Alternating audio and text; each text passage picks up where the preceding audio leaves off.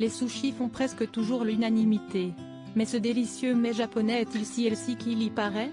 Les sushis, depuis la fin des années 1990, séduisent le monde entier. De plus en plus consommés en France pour leur goût, ils le sont aussi pour leurs bienfaits nutritionnels. Mais les sushis sont-ils aussi healthy que cela? Au premier aspect, on dirait effectivement que ces délices venues du Japon sont une source de bien-être pour notre organisme. Quoi de plus sain que du poisson cru, du riz vinaigré et un peu d'algues? Associé à un goût succulent, cela donnerait presque envie de ne consommer plus que ça. Mais ça, si est-il en apparence, car il y a bien quelque chose dans ces sushis qui rebute totalement les nutritionnistes. Nos camarades de France Info ont ainsi pris l'exemple d'un menu standard composé de sushis, de maki, de sashimi, d'une salade de choux et d'une portion de riz. Les sashimi seuls, sans ajout de sauce soja, sont plutôt intéressants sur le plan nutritionnel grâce à une forte concentration de protéines et d'oméga 3. Le Dr Diana Kadouche, nutritionniste chez Allo Docteur, fait aussi part de l'intérêt des makis, qui sont faits de riz mais en plus petite quantité. En revanche, les sushis en contiennent une part bien plus importante.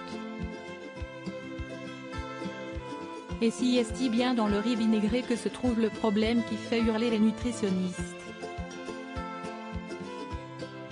Vous reprendrez bien un peu de sucre? En effet, ce que l'on ne peut voir à l'œil nu sur ce plateau de sushis, d'apparence si est-il le sucre. Car pour que ce riz vinaigré soit si collant, si est-il qu'il est composé de vinaigre mais aussi de beaucoup de sucre. Ainsi, on apprend que dans un bol de riz, il y a 2 cuillères à soupe de sucre, donc jusqu'à 6 morceaux de sucre ajoutés. Il faudrait donc éviter de commander ce riz lorsqu'on s'offre un plateau de sushi, qui est déjà bien suffisant. Idem pour la salade de choux. Elle aussi est extrêmement vinaigrée et sucrée et, chez certains, pour que la sauce soit encore meilleure, il y est ajouté une bonne dose de mayonnaise. Le menu sushi comporte aussi des sauces soja salées et sucrées. Un autre apport de sucre dont il faut se méfier, selon la médecin. Votre plateau de sushi n'est pas un plateau diététique. Si est-il un plateau avec des valeurs nutritionnelles qui se défendent, fait savoir Dr Diana Kadouche. Ces menus sont ainsi riches en poissons, ce qui est bien, mais pauvres en légumes, et victimes d'un trop-plein de sucre. Alors si vous misiez sur un plateau de sushi pour perdre du poids, ce n'est probablement pas la meilleure idée.